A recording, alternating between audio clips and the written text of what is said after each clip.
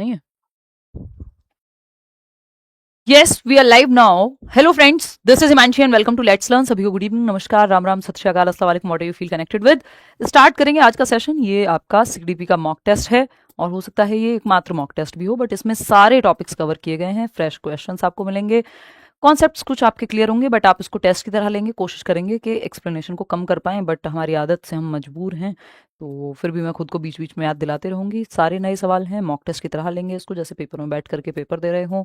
आसान, मुश्किल, मॉडरेट, हर तरह के सवाल, अंत तक आते आते आपको कई नए टॉपिक्स भी जानने को मिलेंगे। स्टार्ट करते हैं, समझते हैं। ये आप करियर विल ऐप पे जाकर के किसी भी बैच में अगर आपको एनरोल होना है वो उसके लिए, और लाइक शेयर सब्सक्राइब आप कर लेंगे। ये पीडीएफ आपको मिल जाएगी टेलीग्राम चैनल पे। फर्स्ट क्वेश्चन से शुरुआत करते हैं एकदम। देखिए, मैंने इसमें हर तरह के सवाल डलवाए हैं। उसका रीजन क्या है कि 1 से 2 क्वेश्चन डेफिनेशन पे भी आ जाते हैं, तो आपको पता होना चाहिए कि, और ये आप ध्यान रखिएगा, जो भी लोग चाहे वो टीचर्स हों चाहे वो लर्नर्स हों, डेफिनेशन याद करते हैं या करवाते हैं, वो मेरी नजर में नेसेसरी मुझे नहीं लगता, या वो अननेसेसरी है। उसका रीजन क्या है? उसका रीजन सिंपल है कि अगर आप 1000 डेफिनेशन भी याद करेंगे, पहली बात तो ये पॉसिबल नहीं है कि आप 1000 डेफिनेशन याद कर पाए, मान लेती हूं 100 कर पाएंगे, 50 कर पाएंगे, वॉट एवर, 100 परिभाषाएं आपने याद कर ली। उस 100 में से क्योंकि परिभाषाओं का तो अंत नहीं है, इतना बड़ा सब्जेक्ट है, इतना जो है आपका डिटेल्ड है या डाइवर्स सब्जेक्ट है। इसमें आपका साइकोलॉजी से लेके एजुकेशनल साइकोलॉजी, आपका चाइल्ड डेवलपमेंट, कितने सारे पार्ट हैं अलग अलग टॉपिक्स के जो आ जाते हैं। ये अपने आप में बड़े भारी सब्जेक्ट्स हैं जो आपके पूरे सीडीपी में बन जाते हैं, जिनका एरिया बहुत ब्रॉड है। अगर मैं कहूँ तो आपने 100 डेफिनेशन याद कर भी ली तो जरूरी नहीं है उस 100 में से आएगा, कुछ हो सकता है 101 भी नई डेफिनेशन आ जाए, क्योंकि डेफिनेशन का तो कोई अंत है नहीं। लेकिन फिर भी क्योंकि आप ये मान सकते हैं, जो इतिहास रहा है यूपी टेट का, तो कई बार वो 1 से 2 डेफिनेशन दे देते हैं। उस केस में आप क्या करेंगे, आप अपनी समझ का इस्तेमाल करेंगे, जो भी कॉन्सेप्चुअल समझ आपने बनाई होगी। अगर वो काम नहीं आएगी तो फिर आपके पास कुछ नहीं बचेगा तुक्के के अलावा, जिसको मैं कभी रिकमेंड नहीं करती हूँ, बट क्योंकि नेगेटिव मार्किंग नहीं है पेपर में, तो आप ऐसे खाली तो नहीं छोड़ के आ सकते, अनअटेम्प्टेड तो नहीं छोड़ करके आ सकते कि आपने अटेम्प्ट ही नहीं किया पेपर। ये करना तो पाप ही हो जाएगा, क्योंकि हो सकता है कि भाई प्रोबेबिलिटी वो सही हो जाए, ठीक है ना। तो लेकिन फिर भी क्योंकि पेपर के जैसा ही मॉक टेस्ट बनाया है, तो हर तरह के सवाल इसमें आपको मिल जाएंगे, ठीक। साइकोलॉजी इज द पॉजिटिव, तो आप ये मान के चलो कि 1 से 2 सवाल 3 सवाल ऐसे रहेंगे जो एकदम आउट ऑफ द बॉक्स होंगे, या फिर डेफिनेशन वाले आ गए तो उसमें आपका तुक्का लग भी सकता है कि आपको पता हो, और बहुत ज्यादा चांस है कि नहीं लगेगा, चाहे आपने कितनी भी डेफिनेशन रट ली हो। Psychology is the positive science of behaviour, who gave this statement. मनोविज्ञान व्यवहार का धनात्मक या सकारात्मक विज्ञान है, यह कथन किसने दिया है? या मनोविज्ञान व्यवहार का विज्ञान है, सेम बात कहने वाले व्यक्ति हैं जेबी वॉटसन, जॉन ब्रॉडस वॉटसन। 54% लोग सही जवाब दे भी रहे हैं। इनको फादर ऑफ बिहेवियरिज्म कहते हैं, यानी व्यवहारवाद का जनक भी कहते हैं इनको। 1912 में इन्होंने, बेसिकली ये कहते हैं, एक सवाल है, मैं आपको स्टेटमेंट बताऊंगी तो आगे एक सवाल एंड में मैंने डाला हुआ है जिसमें वो स्टेटमेंट आएगा, फिर आप की जो है वो चीटिंग हो जाएगी, क्योंकि आपको आंसर पहले से पता लग जाएगा। बट मैं शॉर्ट में बता देती हूँ कि इन्होंने कहा है कि मनोविज्ञान जो है व्यवहार का विज्ञान है। इनसे पहले स्ट्रक्चरलिज्म में लोग कह रहे थे कि नहीं भाई, कॉन्शियसनेस का, चेतना का व्यवहार है, विज्ञान है जो मनोविज्ञान है, विलियम वुंट जैसे। फिर उसके बाद बात आई कि नहीं नहीं, ये तो फंक्शन का विज्ञान है, कि आपका ब्रेन माइंड फंक्शन कैसे करता है, जिसकी बात विलियम जेम्स कर रहे थे, है ना। फिर ये कह रहे हैं कि नहीं, कोई चेतना वेतना का विज्ञान नहीं है, ये व्यवहार का विज्ञान है, ऑब्जर्वेबल बिहेवियर, जिस व्यवहार को ऑब्जर्व किया जा सके, मन के अंदर क्या चल रहा है किसी के, हमें क्या पता, है ना। तो ये ऑब्जर्वेशनल बिहेवियर का विज्ञान है, जिसको ऑब्जर्व किया जा सके, जिस व्यवहार को देखा जा सके, है ना। ये इसलिए व्यवहारवाद के जनक हैं, जिसमें आपका वो आइवन पेवलोव का क्लासिकल कंडीशनिंग का सिद्धांत है। कंडीशनिंग की बात इन्होंने कही है कि मैं कंडीशनिंग से किसी को कुछ भी बना सकता हूं, है ना। और 1 दर्जन हेल्दी बच्चे आप मुझे दे दो तो मैं उनको चोर, डॉक्टर, सिपाही, जो आप कहेंगे बना दूंगा, कंडीशन करके। भाई बचपन से ही अगर बच्चे को, मान लो आपने ना कभी फोन दिया और उसको पनिशमेंट मिली जब भी वो कम नंबर लाया, और पूरा मतलब ऐसा माहौल बना दिया, इसलिए बिहेवियरिज्म को बहुत अच्छा भी नहीं मानते हमेशा, क्योंकि पनिशमेंट को तो आजकल हम कंसिडर नहीं करते, बट कंडीशनिंग के बहुत सारे तरीके हैं। जैसे इन्होंने, एक छोटा बच्चा था 11 महीने का, एल्बर्ट नाम का, उसको कंडीशन कर दिया, उसके अंदर डर बिठा दिया सॉफ्ट फर वाले एनिमल्स के प्रति। तो जब भी वो सॉफ्ट फर वाले एनिमल्स को टच करने जाता, मान लो चूहा या बिल्ली, तो उसको डर बैठ गया उसके अंदर, क्योंकि पीछे से एक भयानक आवाज साथ में आती। तो जैसे ही आप फर्स्ट आए फिर आपको हमेशा रिवॉर्ड मिलता रहा, हमेशा आप फर्स्ट आते रहे। आप देखेंगे एक बार कोई टॉपर बन गया फिर वो टॉप ही करते जा रहा है। क्यों? क्योंकि रिवॉर्ड बहुत ज्यादा स्ट्रांग है, वहां पे कंडीशनिंग कराई गई है प्रॉपर। एनीवे बहुत सारी चीजें हैं, जैसे आप वो मूवी देखते हैं कभी खुशी कभी गम, भैया भी लंदन गए थे, पापा भी लंदन गए थे, फलाने भी लंदन गए थे। ये क्या है? लंदन जाना वहां पे क्या है? कंडीशनिंग का पार्ट है भाई, हमारे यहाँ ऐसा ही होता है। अथॉरिटेरियन पेरेंटिंग का उदाहरण भी है वो, ठीक है ना। सिगमंड फ्रॉइड साइकोसेक्सुअल थियरी है या psychodynamic. End ego super ego की बात की है। जीन प्याजे कॉग्निटिव डेवलपमेंट है, मॉरल डेवलपमेंट भी है इनका। ईएल थॉर्नडाइक की ट्रायल एंड एरर बिल्ली, ठीक है। तो ये बेसिक बेसिक बातें हैं, एंडलेस है एक्सप्लेनेशन, तो आप मुझसे कितनी भी करा लीजिए, आपको पता है कॉन्सेप्चुअली हम पढ़ते हैं चीजें। बट अभी ये मॉक टेस्ट का टाइम है तो मैं कोशिश करूंगी अपनी एक्सप्लेनेशन को शॉर्ट रखूं। क्वेश्चन नंबर 2 है the famous book the behaviour of organism. ये शुरुआत में 2 क्वेश्चन इसीलिए डाले हैं कि भाई इस तरह के कोई भी 2 क्वेश्चन आपको कभी भी देखने को मिल सकते हैं जिनको ना आपने सुना हो, मे बी सुना हो, है ना, बट आ जाते हैं कई बार इस तरह के फैक्चुअल क्वेश्चन यूपी टेट में। तो प्रसिद्ध book the behaviour of organism, ये किसकी किताब है? आप बताएंगे फटाफट से, बिल्कुल सही बता रहे हैं, BF स्किनर, बुरहज फ्रेडरिक स्किनर। ये ऑपरेंट कंडीशनिंग वाले स्किनर हैं जिन्होंने रेट और पिजन दोनों पे एक्सपेरिमेंट किया है। प्रोग्राम्ड इंस्ट्रक्शन भी इन्होंने ही दिया है, यानी निर्देशित प्रोग्राम्ड इंस्ट्रक्शन या प्रोग्राम्ड निर्देशन जो आप कहना चाहें कि कैसे आप सही शेप कर सकते हैं व्यवहार, सही दाना डाल करके, मतलब सही रिस्पॉन्स को कैसे रिवॉर्ड कर सकते हैं। एनीवे उसकी डिटेल में नहीं जाएंगे। तो इनकी एक बुक है बिहेवियर ऑफ ऑर्गेनिजम्स, जिसमें इन्होंने ये हम ऑपरेंट कंडीशनिंग की या नैमित्तिक अनुबंधन या फिर इंस्ट्रूमेंटल कंडीशनिंग भी उसको बोलते हैं, RS टाइप ऑफ कंडीशनिंग की थियोरी है। आपको पता है वो जो रेट वाला एक्सपेरिमेंट है। पैवलव आपका इनका प्रयोग है, पैवलव का क्लासिकल कंडीशनिंग, जिसको हम कहते हैं SS टाइप ऑफ कंडीशनिंग। हल्की ड्राइव रिडक्शन की थियोरी है। ये सब बिहेवियरिस्ट व्यवहारवादी लोग हैं। थॉर्नडाइक ने SR टाइप का जो बॉन्ड है वो दिया है, स्टिमुलस रिस्पॉन्स उद्दीपक अनुक्रिया। और ट्रायल एंड एरर त्रुटि एवं प्रयास का सिद्धांत बिल्ली पे एक्सपेरिमेंट है। ठीक है, इतनी बात, आगे बढ़ जाएं नेक्स्ट क्वेश्चन पे।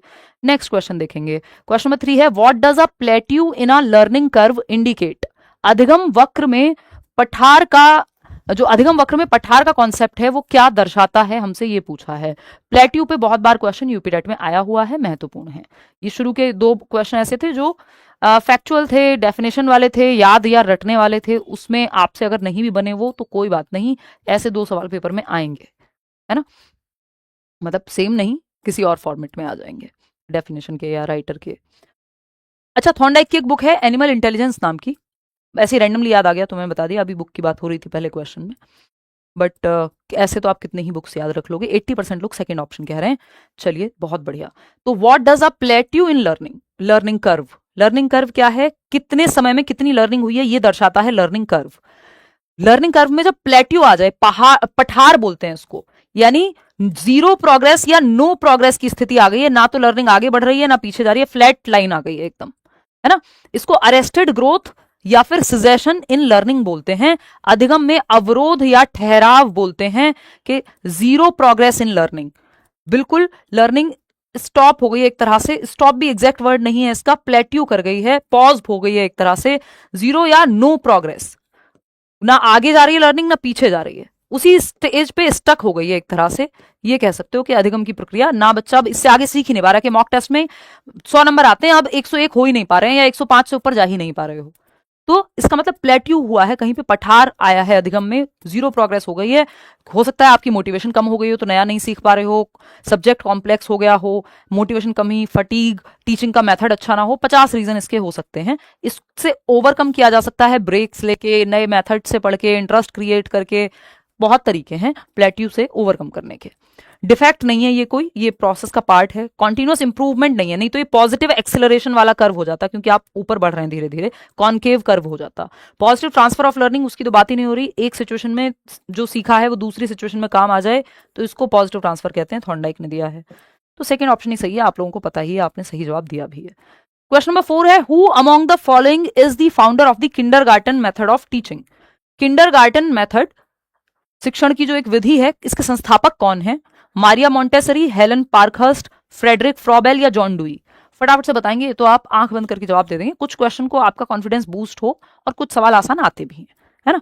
जो सवाल आपसे हो जाए ये मत सोचा करो ये नहीं आएगा क्योंकि आपसे हो जा रहा है, ठीक है ना। बेसिक्स नहीं छोड़ सकते आप, अभी आप लोगों ने इतना कहा है तो इसके अलावा मैं 2 सेशंस और लूंगी। एक थियोरी का मैराथन करेंगे जिसमें 50 क्वेश्चन करेंगे और एक फाइनल मैराथन करेंगे, है ना। 2 सेशन में यूपी टेट के ले चुकी हूँ, तो टोटल 5 सेशन हो जाएंगे। ये एक मॉक टेस्ट है, ठीक है। और मुझे लगता है इतने 200-250 सवाल करके आप अगर खुद से थोड़ी भी प्रैक्टिस करेंगे तो मोर देन इनफ हो जाएगा। फ्रेडरिक फ्रॉबेल 64% लोग सही जवाब दे रहे हैं, third option which is right. Friedrich Froebel, play way method से भी जोड़ा जाता है फ्रॉबेल को, बट प्लेवे मेथड का जो नाम है वो दिया था हेनरी कोलवेल कुक ने, उस पर आएंगे हम अभी। मारिया मॉन्टेसरी की तो मॉन्टेसरी विधि है जिसमें छोटे बच्चों को सिखाया जाता है। हेलन पार्कहर्स्ट ने दिया है आपका डाल्टन मेथड, डाल्टन योजना, डाल्टन प्लान। जॉन डुई ने आपका ट्राइपोलर एजुकेशन यानी त्रिध्रुवीय शिक्षा और रिफ्लेक्टिव थिंकिंग की भी इन्होंने बात की है, चिंतनशील स्तर की सीखने के। तो किंडरगार्टन यानी किंडर का मतलब क्या है, वो किंडर जॉय आता है ना जो बच्चे खाते हैं, तो वो वर्ड किंडर जो है उसका मतलब है किड, बच्चा। तो बच्चों का गार्डन, और गार्डन का मतलब है गार्डन, तो किड यानी बच्चों का गार्डन, ठीक है। ये जर्मनी में इसकी शुरुआत हुई, किसके द्वारा, फ्रेडरिक फ्रॉबेल के द्वारा। ये छोटे थे, इनकी माँ का देहांत हो गया था, ये खेलते थे बगीचे में, फिर उन्होंने देखा कि कैसे मतलब इन्होंने ये बाद में ये मेथड निकाला कि बच्चे खेल खेल में ज्यादा सीखते हैं या वो एक नेचुरल माहौल में हो तो ज्यादा सीखते हैं। ये अलग अलग मेथड्स हैं जिसमें मैं आपको कुछ नाम बता देती हूँ। प्रोजेक्ट मेथड दिया है William heard Kilpatrick, WH Kilpatrick ने। फिर ह्यूरिस्टिक मेथड है जो दिया है HE आर्मस्ट्रॉन्ग ने। ये आपको PDF में काम आ जाएगा, मैं वैसे लिख के बता देती हूँ आपको। किंडरगार्टन दिया है आपका फ्रेडरिक फ्रॉबेल ने, ह्यूरिस्टिक बताई दिया HE Armstrong. Micro teaching Dwight W Allen ने दी है। क्वेश्चन आंसर मेथड जो प्रश्न उत्तर विधि है उसको सोक्रेटिस यानी सुकरात ने दिया है ना। डाल्टन मॉडल जो है वो हेलन पार्कहर्स्ट थी, उन्होंने दिया। और प्लेवे मेथड है जो हेनरी कोल्डवेल कुक, प्लेवे के साथ आपका जोड़ा जाता है इनको भी, क्या कहते हैं, फ्रेडरिक फ्रॉबेल को भी। तो ये दोनों नाम जुड़ सकते हैं, दोनों ऑप्शन में से जो हो वो आप लगा के आ सकते हैं। क्वेश्चन नंबर 5 देखिएगा, which of the following is placed at the lowest level in Gagne's hierarchy of learning. Gagne की हायरार्की ऑफ लर्निंग यानी रॉबर्ट गैने के अधिगम पदानुक्रम में सबसे निचले स्तर पर किसे रखा जाएगा। 8 लेवल्स हैं इनकी हायरार्की में। हायरार्की बनती तब है जब लेवल्स हो, है ना। सीढ़ी नुमा आकृति मान लीजिए आप, तो लोअर से अपर की तरफ जाएगी ये। 8 लेवल है, उस 8 में सबसे निचला स्तर या लोएस्ट लेवल कौन सा है। बिल्कुल सही जवाब 49% लोग ही दे पा रहे हैं, लेकिन सिग्नल लर्निंग, ये आसान सवाल है, यूपीटेट पूछ लेता है कई बार गहने से सवाल। संकेत अधिगम कहते हैं इसको, सिग्नल लर्निंग। सिग्नल यानी चाहे वो बैल हो, कोई घंटी जो थी वो सिग्नल थी एक तरह से उसके लिए, जो आपका पेवलव का डॉग है ना। या कोई लाइट जलती है कोई पर्टिकुलर कलर की, तो वो सिग्नल है कोई एक्टिविटी करने के लिए। घंटी बज रही है स्कूल में, बच्चे भाग रहे हैं, तो वो सिग्नल है। तो ये बेसिकली सिग्नल लर्निंग है, उसमें स्टिमुलस रिस्पॉन्स दोनों जुड़ जाते हैं, बट आसानी से समझने के लिए। तो ये सिग्नल लर्निंग लोएस्ट है। हाईएस्ट अगर पूछ ले, हाईएस्ट पूछ लेता है कई बार, तो ये हाईएस्ट है प्रॉब्लम सॉल्विंग, समस्या समाधान करना सबसे हाईएस्ट है इन 8 लेवल्स में गैने की हायरार्की में। बाकी ये सब बीच में आते हैं, एक बार ये देख भी लेते हैं। तो लोएस्ट और हाईएस्ट जरूर याद रखना, सिग्नल लर्निंग लोएस्ट, ये हाईएस्ट प्रॉब्लम सॉल्विंग, लेकिन यहाँ पे लोएस्ट पूछा है तो हमने कह दिया कि सिग्नल लर्निंग आंसर होगा, 4th ऑप्शन। संकेत अधिगम, ये 8 स्तर हैं, इनको देख लेना आप एक बार, ठीक है ना। इसमें जो शुरुआत के 4 हैं, जो लोअर लेवल के 4 हैं, उनको हम कहते हैं ये बिहेवियरल एस्पेक्ट से जुड़े हुए हैं, व्यवहार से जुड़े हुए, व्यवहार के पक्ष से जुड़े हुए हैं, बच्चा जिसमें एक्टिविटी कर रहा होगा कुछ। और ऊपर के 4 दिमाग से जुड़े हुए हैं, कॉग्निटिव लेवल से, जिसमें हायर ऑर्डर थिंकिंग स्किल्स ज्यादा लगेंगी, दिमाग का इस्तेमाल ज्यादा होगा। सिग्नल लर्निंग, जैसे ये आप एम्बुलेंस का कलर देख रहे हैं, बत्ती देख रहे हैं, तो एक सिग्नल कर रही है कुछ ना कुछ। फिर सिग्नल के बाद अगर हम देखें, स्टिमुलस रिस्पॉन्स को एक साथ जोड़ दिया जाता है, जैसा घंटी को खाने के साथ जोड़ा गया था। चेनिंग कर दी जाती है, मल्टीपल स्टिमुलस को एक साथ जोड़ देंगे। फिर वर्बल एसोसिएशन है जो हम भाषा में इस्तेमाल करते हैं। फिर डिस्क्रिमिनेशन लर्निंग है, concept rule learning. Then highest is कि आप परिभाषा सीख रहे हैं, ये रूल लर्निंग है। प्रॉब्लम सॉल्विंग हाईएस्ट है, जब आप दिमाग का इस्तेमाल करके आप समस्या का समाधान करते हैं। तो ये प्रॉब्लम सॉल्विंग और सिग्नल लोएस्ट है, ये जरूर ध्यान रखिएगा।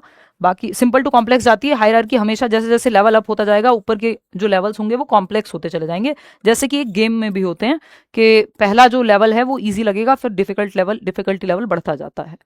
गैने, रॉबर्ट M गैने ने ये हायरार्की दी है लर्निंग की। तो इनका नाम और ये जो 8 लेवल्स हैं, लोएस्ट सिग्नल है, हाईएस्ट प्रॉब्लम सॉल्विंग है, ये सब याद रखेंगे। क्वेश्चन है, which stage of development is characterized and known as the gang as.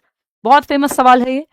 टोली आयु किसको कहते हैं या टोली अवस्था किसे कहते हैं, बताइए। डेवलपमेंट में टोली अवस्था किसे कहते हैं, फटाफट से बताएंगे आप। फिर ही हम आगे बढ़ेंगे।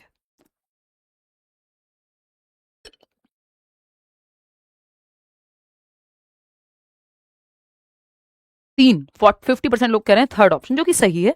लेकिन 50% क्यों कह रहे हैं? ये इतने आसान सवाल में अगर सिर्फ 50% लोग सही उत्तर देंगे तो बहुत दुख की बात है। 6 से 12 वर्ष, उत्तर बाल्यावस्था, टोली आयु, गैंग एज, जो आप इसको कहना चाहें, बच्चे ग्रुप्स में खेलते हुए मिल जाएंगे आपको। इस उम्र के बच्चे, आप भी जब इस उम्र में रहे होंगे तो आप ग्रुप बना के खेलते हैं, खो खो, कबड्डी, वॉटेवर, उस समय के जो भी गेम्स चल रहे हो, क्रिकेट, है ना, गली में बच्चे आपको इसी उम्र के खेलते हुए मिलेंगे, 6 से 12 वर्ष के। ठीक है।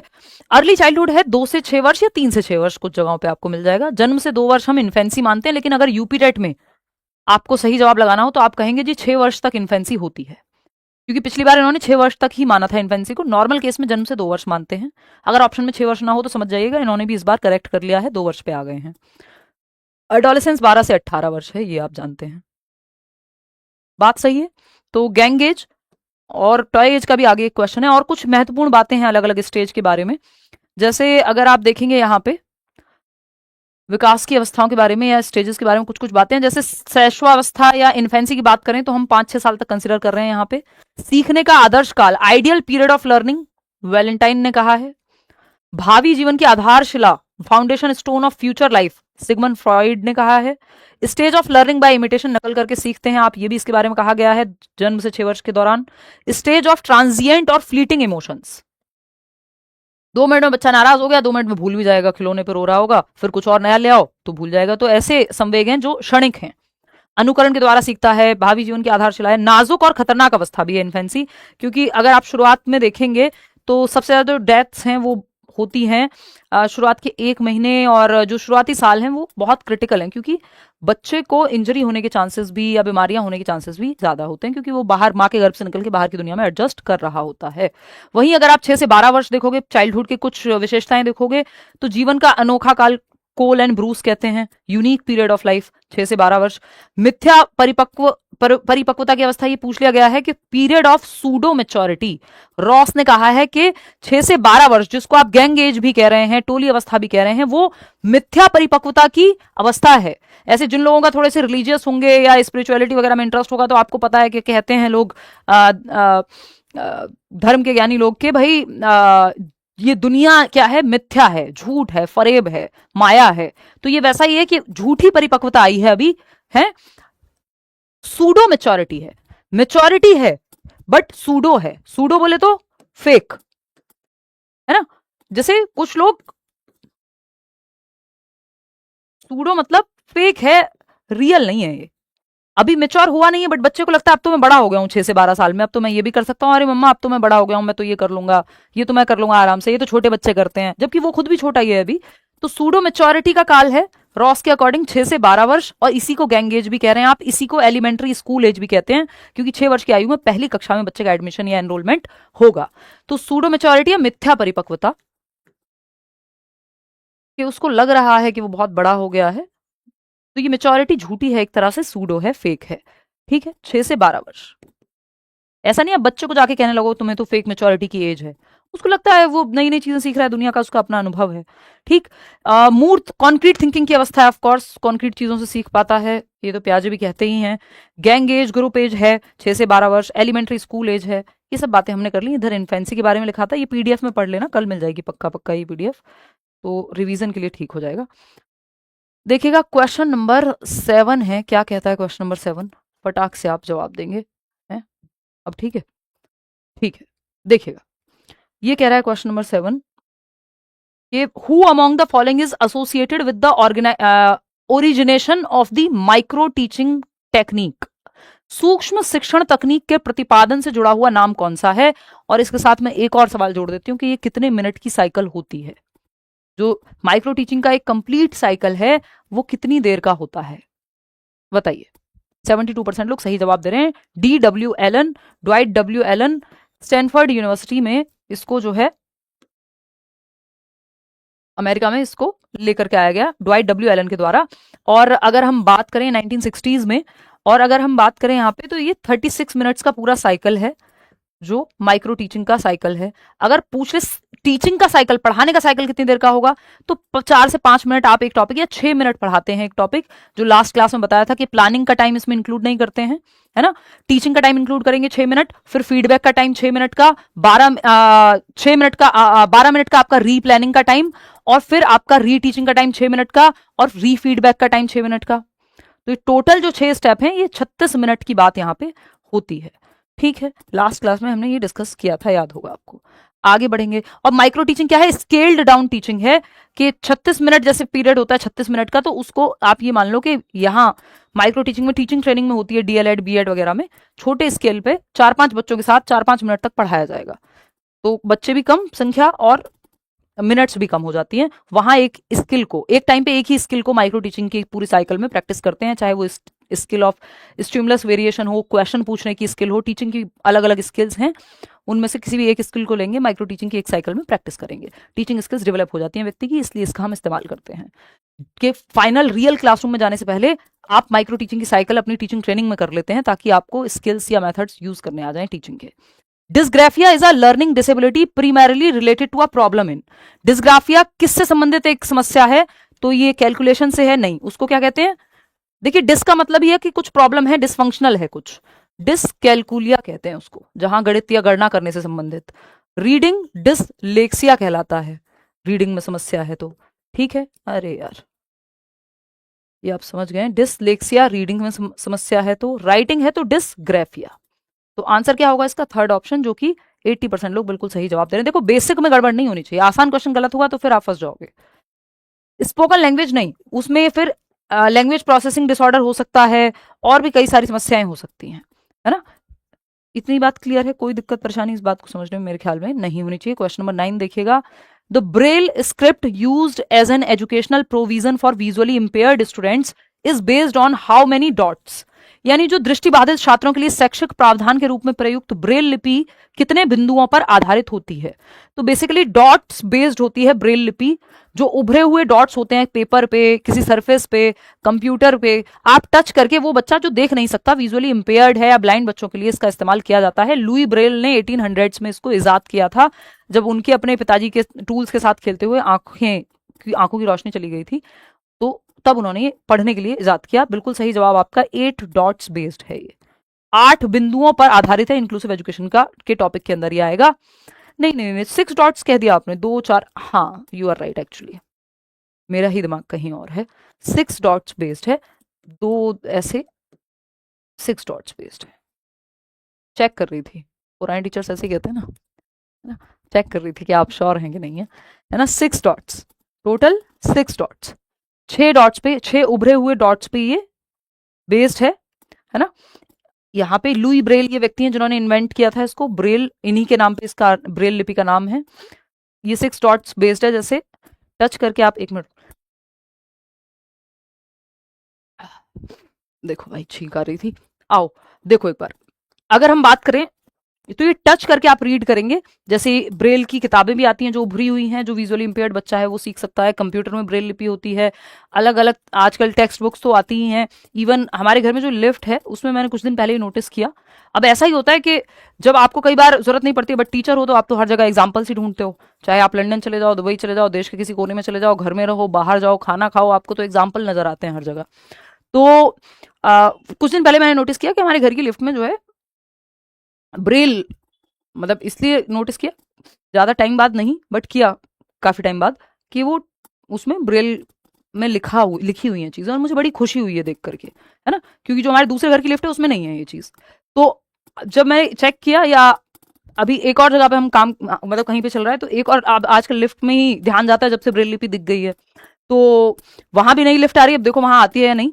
तो लेकिन ब्रेल लिपि कुछ दिन पहले मैंने घर में नोटिस किया कि यार ये तो ब्रेल में लिखा हुआ है, इसमें फर्स्ट फ्लोर सेकंड फ्लोर ऐसे करके, तो मुझे बड़ा अच्छा लगा ये देख करके कि अगर कोई विजुअली इंपेयर्ड इंसान आता है तो उसको इंक्लूसिविटी के लिए, अभी हालांकि ये हर जगह होना चाहिए, लेकिन अभी तो स्कूल्स में भी नहीं हो पा रहा है ठीक से, इंफ्रास्ट्रक्चर सुधारने की हमें बहुत जरूरत है। खैर एनीवे, ये तो हुई एक बात। तो ये जो बच्चा देख नहीं सकता या व्यक्ति देख नहीं सकता, वो टच करके पढ़ सकता है, ब्रेल की अपनी भाषा है, ठीक है। इसके लिए विजुअली इंपेयर्ड लोगों के लिए लुई ब्रेल ने इसको दिया था। 4 जनवरी को ब्रेल डे भी मनाया जाता है। क्वेश्चन नंबर 10 देखिएगा। According to Indian constitution article 21A guarantees free and compulsory education for children in the age group of, जो आर्टिकल 21A है, अनुच्छेद 21 अल्फा है, किस आयु वर्ग के बच्चों के लिए निशुल्क और अनिवार्य शिक्षा की गारंटी देता है, या निशुल्क एवं अनिवार्य शिक्षा यानी कितनी उम्र के बच्चे, बिल्कुल 94% सही जवाब। अगर इसमें लिखा होता free and compulsory education for disabled children तो 6 से 18 वर्ष की बात करता है, जो आपका राइट टू एजुकेशन है ना, ये आरटीई एक्ट 2010। तो ये आपको सिलेबस में नहीं मिलेगा ये लिखा हुआ जब आप यूपी टेट का सिलेबस देखेंगे, बट ऐसे सवाल बहुत आसानी से पूछे जा सकते हैं और आया भी होगा कभी ना कभी आरटीई। ठीक है, मेरे कॉलेज में भी है मैम, बहुत खुशी की बात है जहां पे भी है, क्योंकि मैंने रियल लाइफ में बहुत कम जगहों पे देखा है other than educational institutions and all, कि आपको कहीं पे, क्योंकि इंक्लूसिविटी उतनी है नहीं अभी भी दुनिया में, जैसे मेट्रो में है। मैं बहुत साल पहले मेट्रो में गई थी 2019 में, तो अभी 7 साल, अब बहुत टाइम बाद में मेट्रो में बैठी लंदन में, है ना, वो उनकी मेट्रो अलग है, उसको वो ट्यूब बोलते हैं।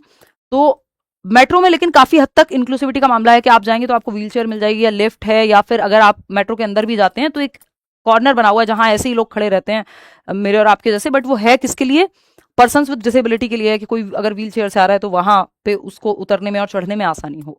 तो वो ये इंफ्रास्ट्रक्चरल चेंज होना चाहिए, स्कूल्स में रैंप बनना है ना, क्योंकि सिस्टम को चेंज करना है आपको बच्चे के लिए, बच्चा नहीं चेंज होगा सिस्टम के लिए। तो 6 से 14 वर्ष, और यही आरटीई है जो कहता है कि स्कूल के घर के 1 किलोमीटर के दायरे में प्राइमरी स्कूल होना चाहिए और 3 किलोमीटर के दायरे में एलिमेंट्री 6 से 8वीं क्लास का स्कूल होना चाहिए, जिसका उल्लंघन हो रहा था जब यूपी में स्कूल बंद हो रहे थे। उसी पे फिर मुद्दा था पूरा कि आरटीई को ही एक तरह से आरटीई का ही उल्लंघन हो जाएगा अगर ये कर दिया तो। एनीवे, तो डिसेबल्ड बच्चों की फ्री एंड कंपलसरी, यानी इसमें ये होता है कि आप ना तो पेरेंट्स का टेस्ट लेंगे ना बच्चे का टेस्ट लेंगे, किसी भी आधार पे बच्चे को शिक्षा देने से मना नहीं करेंगे, इवन पेरेंट्स भी नहीं रोक सकते बच्चे को, यदि वो 6 से 14 वर्ष का बच्चा है तो उसके लिए शिक्षा निःशुल्क हो और अनिवार्य हो। इसी में 25% कोटा है इवन प्राइवेट स्कूल्स में भी ईडब्ल्यूएस का, कि इकोनॉमिकली वीकर सेक्शन का बच्चा एक प्राइवेट स्कूल में भी 25% बच्चा ऐसा हो कि 100 में से 25 बच्चे ऐसे होने चाहिए कि जो इकोनॉमिकली वीकर सेक्शन से हैं लेकिन वो पढ़ पा रहे हैं प्राइवेट स्कूल में। गवर्नमेंट में तो आप देखते हैं फ्री है 1st to 8th क्लास की जो एजुकेशन है, और अनिवार्य भी है कि एनरोलमेंट होना चाहिए। खैर आगे बढ़ते हैं, क्वेश्चन नंबर 11 देखिएगा, ये क्या कहता है, which stage of child development is commonly referred to as the toy age, यानी बाल विकास की किस अवस्था को सामान्यतः खिलौने की आयु या खिलौना आयु कहा जाता है। टॉय एज जनरली हम किसको कहते हैं, देखिए टॉय एज हुआ, गैंग एज हुआ, ये कहते हैं, है ना, इसमें ऐसा नहीं है कि साइंटिफिक एविडेंस जैसी बात हो गई, बट हाँ इस पे रिसर्च करके एक मनोवैज्ञानिक या चाइल्ड डेवलपमेंटलिस्ट अपने हिसाब से अलग अलग लोग अलग अलग आयु को अलग अलग नाम से पुकारते हैं, ये वैसी बात है। ठीक है, तो क्योंकि उस आयु में वो कैरेक्टरिस्टिक्स दिखते हैं कि 6 से 12 वर्ष का बच्चा ग्रोह में खेलता है, ग्रोह भी कहना गलत होगा, टोली में खेलता है, गैंग में खेलता है, ग्रुप में खेलता है, इसलिए उसको गैंग एज कह दे रहे हैं। टॉय एज खिलौनों से खेलने की आयु, अब ये होने को तो अगर देखोगे आप तो इन्फेंसी भी है, क्योंकि अगर जन्म से 6 वर्ष आपने यूपी टेट में इन्फेंसी मान लिया तो इन्फेंसी सही हो जाएगा। लेकिन अगर आपको नॉर्मल केस में अगर आप देखें कि सब ठीक रहे, यूपी टेट जैसी हरकतें ना हो कि 6 वर्ष ले जाएं इन्फेंसी को, तो इसका आंसर यही है जो आप लोग दे रहे हैं, 3 से 6 वर्ष पूर्व बाल्यावस्था। अगर ऑप्शन में है ही नहीं पूर्व बाल्यावस्था तब आप इन्फेंसी के साथ जाइए। ठीक है, बाकी यूपी टेट है, इन्होंने इन्फेंसी का कॉन्सेप्ट हिला के रख दिया है। ठीक है, चलिए आगे बढ़ते हैं। अगर आप इन अवस्थाओं की बात करेंगे, जन्म से 2 वर्ष, लेकिन यूपी टेट में आप मान के चलना कि 6 वर्ष तक आप इन्फेंसी को काउंट करोगे, अगर ऑप्शन में ना हो तो देख लेना। 2 से 6 वर्ष या 3 से 6 वर्ष अर्ली चाइल्डहुड, 6 से 12 वर्ष लेटर चाइल्डहुड, 12 से 18 एडोलेसेंस। देखो एक आध साल इधर उधर चलता है, मिडिल चाइल्डहुड इसी में से निकाल देते हैं, 5 से 8 वर्ष, कोई 6 से 11 कह देगा। क्वेश्चन नंबर 12 देखिएगा, in the context of inclusive education CWSN stands for, यानी समावेशी शिक्षा के संदर्भ में यदि आप देखते हैं तो CWSN का क्या मतलब है, फुल फॉर्म बता दीजिए। इंक्लूसिव एजुकेशन का सवाल है, बहुत ही आसान लड्डू सवाल है, इसमें कुछ भी मुश्किल नहीं लगनी चाहिए। 3rd ऑप्शन कह रहे हैं कई सारे लोग, चलिए देख लेते हैं, आप बता दीजिए। इतने में 2 घूंट जिंदगी की, आई मीन पानी पी लेती हूँ, 2 बूंद जिंदगी की। याद है ना वो पोलियो का एड आता था बचपन में, कुछ नए बच्चे होंगे तो फिर तो इंडिया पोलियो फ्री हो गया था, तो वो शायद बंद भी हो गया हो अभी।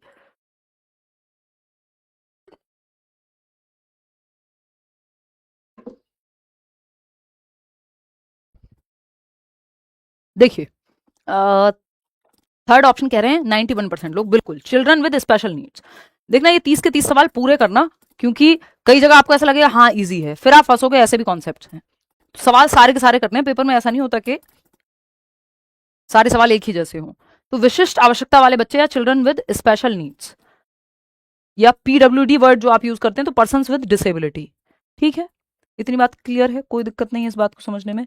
आगे बढ़ेंगे नेक्स्ट क्वेश्चन पे। क्वेश्चन नंबर है 13, which of the following is a correct maxim और प्रिंसिपल ऑफ टीचिंग, यानी निम्नलिखित में से कौन सा शिक्षण का सही सूत्र या सिद्धांत है। मैक्सिम्स ऑफ टीचिंग आपके सिलेबस में दिया हुआ है, पहले पूछे भी गए हैं, या प्रिंसिपल्स ऑफ टीचिंग, या मैक्सिम यानी सूत्र, फॉर्मूला है कौन सा टीचिंग का सही। भाई शिक्षण के कुछ सूत्र हैं, जैसे बहुत सारे मेथड्स हैं टीचिंग के, जैसे अभी हमने ह्यूरिस्टिक मेथड की बात की, प्लेवे की बात की, किंडरगार्टन की बात की, क्वेश्चन आंसर मेथड की बात की, है ना, लेक्चर मेथड है फॉर दैट मैटर। ठीक, तो आप पूछा है कि सही करेक्ट सूत्र आपको पहचानना है, जो शिक्षण कराते हुए कुछ सूत्रों का इस्तेमाल किया जाता है, फॉर्मूलाज का इस्तेमाल किया जाता है, मैक्सिम्स का इस्तेमाल किया जाता है, उनमें से सही पहचानना है। 73% लोग सही जवाब दे रहे हैं। फ्रॉम नोन टू अननोन, ज्ञात से अज्ञात की ओर। अननोन टू नोन कोई तरीका नहीं है बच्चों को पढ़ाने का। ए फॉर एप्पल आप इसलिए कह रहे हैं क्योंकि एप्पल का उसके दिमाग में अवधारणा है, बाद में ए दिखाते हैं, पहले एप्पल पे फोकस है आपका। तो जो वो जानता है, ज्ञात से अज्ञात की ओर ले जाना होता है, प्रीवियस नॉलेज से न्यू नॉलेज की तरफ, ओल्ड नॉलेज से पूर्व ज्ञान से नवीन ज्ञान को जोड़ते हैं आप। तो नोन टू अननोन जाते हैं, है ना, जिसको आपका ये भी इस्तेमाल करता है, जो हम कहते हैं इंडक्टिव मेथड, है ना।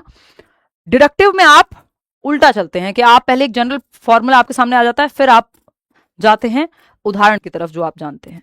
इसको आप फ्रॉम एब्स्ट्रैक्ट टू कॉन्क्रीट, उल्टा होता है, कॉन्क्रीट टू एब्स्ट्रैक्ट जाते हैं। पहले मूर्त चीजें जिनको वो देख सकता है, टच कर सकता है, फील कर सकता है ना। कि आप भाषा सिखा रहे हैं तो आप कह रहे हैं ट्विंकल ट्विंकल लिटिल स्टार, क्योंकि स्टार उसके लिए मूर्त बात है, कॉन्क्रीट चीज है स्टार की बात जब हो रही है उसके सामने, है ना। लेकिन जब लिखना सीखेगा तो वो एब्स्ट्रैक्ट है, वो बाद में सीखेगा। तो ये अमूर्त से मूर्त कुछ नहीं होता, मूर्त से अमूर्त होता है, उल्टा। मूर्त से अमूर्त होगा, ज्ञात से अज्ञात होगा, ये दोनों गलत हैं।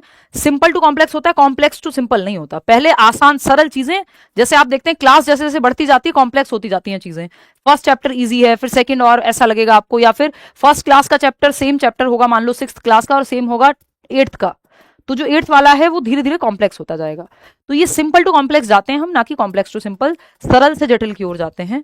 तो ये 4-5 मैक्सिम हैं जो आपको ध्यान में रख लेने चाहिए, जो इंपॉर्टेंट हैं और बहुत ही बेसिक से हैं, इसमें कुछ मुश्किल नहीं है। वैसे तो यही लिखे हुए हैं कि जो मैक्सिम है वो नोन टू अननोन जाना है। नोन टू अननोन यानी ज्ञात से अज्ञात की ओर, जो जानता है बच्चा उससे उसको उस तरफ ले जाओ। जैसे वो अपने दोस्त राहुल का नाम जानता है लेकिन वो परिभाषा नहीं जानता है, तो उसको उस तरफ से ले जाओ। जो वो जानता है, जिन भी चीजों को वो जानता है उससे जोड़ दो, जो वो नहीं जानता न्यू नॉलेज से जोड़ दो, पुरानी नॉलेज को, प्रीवियस नॉलेज को। ठीक है, सिंपल टू कॉम्प्लेक्स, पहले सरल चीजें फिर धीरे धीरे कॉम्प्लेक्सिटी बढ़ाते जाते हैं। ऐसे ही आपके गेम्स वगैरह भी सारे ऐसे ही डिजाइन होते हैं। लेवल 1 जो होता है वो इजी होता है, फिर लेवल 2 और मुश्किल, फिर और मुश्किल। हम भी क्वेश्चंस कई बार इसी तरह से डिजाइन करते हैं कि धीरे धीरे आसान और मुश्किल का कॉम्बिनेशन बनता जाए, सिंपल से कॉम्प्लेक्स की तरफ जाते जाए। ठीक है, सिंपल टू कॉम्प्लेक्स। इसके अलावा कॉन्क्रीट टू एब्स्ट्रैक्ट, कॉन्क्रीट जो चीजें सामने हैं, जो बच्चा देख सकता है, छू सकता है।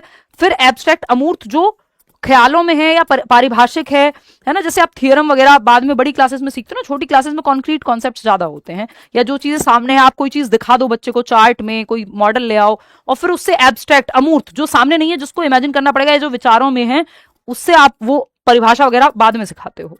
ठीक है, इतनी बात क्लियर है, कोई दिक्कत परेशानी इस बात को समझ में मेरे ख्याल में तो नहीं होनी चाहिए। Known to unknown, simple to complex, concrete to abstract, ये एकदम बेसिक सी बातें हैं जो यहां हमने अभी अभी समझी हैं। ठीक है, जनरल टू स्पेसिफिक जाते हैं सामान्य तौर पे, सामान्य से विशिष्ट की ओर, ये बेसिक मैक्सिम्स हैं। ठीक है, आगे बढ़े। क्वेश्चन नंबर 14 देखिएगा, क्या कहता है। Give me a dozen healthy infants well formed and my own specified world to bring them in, I guarantee to take any one at random and train him और her to become any type of specialist, I might select dash, who said this.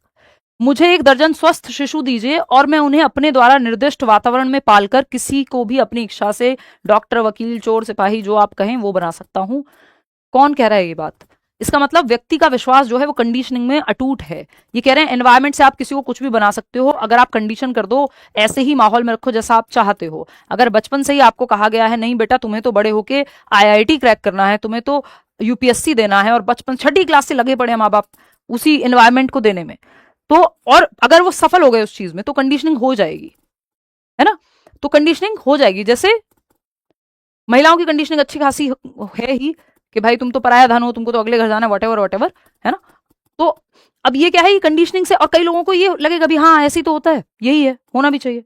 अब वो सबकी अपनी स्वेच्छा है, उस पर नहीं जाऊंगी, बट कंडीशनिंग में क्या है कि आप किसी को कुछ भी बना सकते हो। ऐसा कह रहे हैं जेबी वॉटसन, 1 दर्जन हेल्दी बच्चे दे दो आप मुझे, मैं उनकी कंडीशनिंग करके उनको कुछ भी बना दूंगा जो आप कहोगे।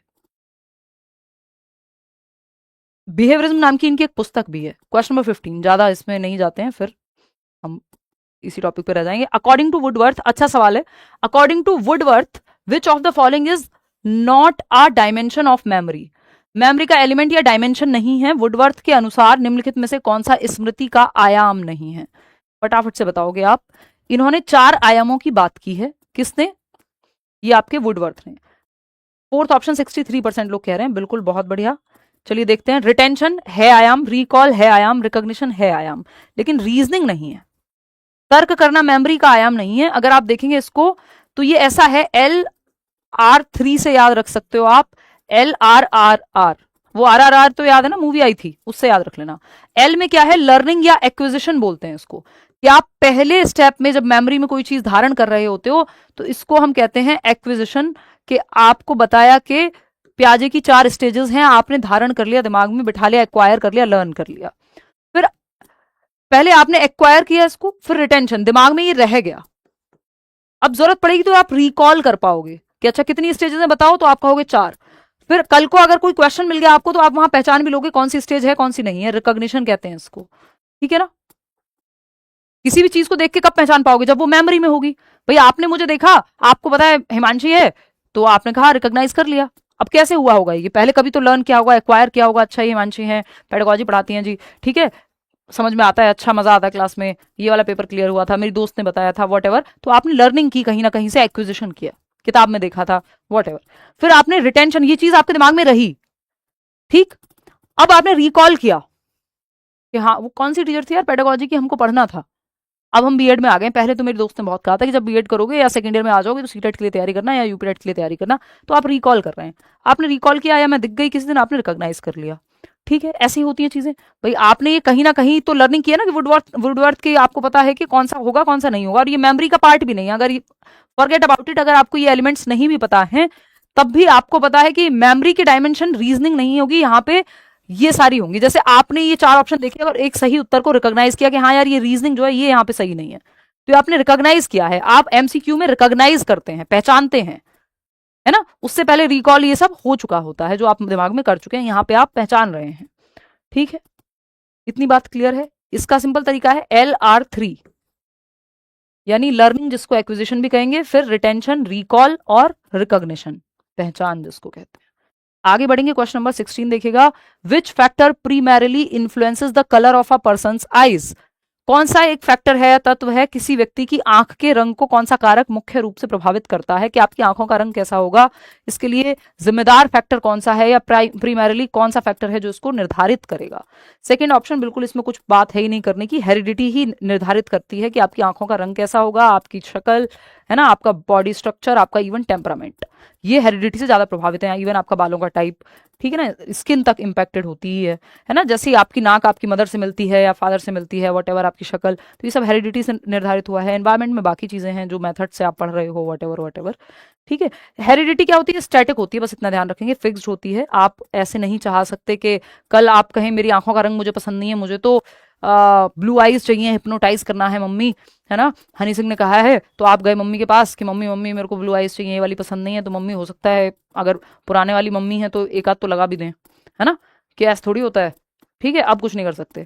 तो ये क्या है, फिर आप कहेंगे यार मैं लेंस लगा लेता हूँ, तो लेंस लगा के आंखों का रंग आप चेंज कर लें, ऐसे तो लोग सर्जरी, प्लास्टिक सर्जरी तक करा ले रहे हैं, बट हेरिडिटी होती स्टैटिक है, वो फिक्स्ड है।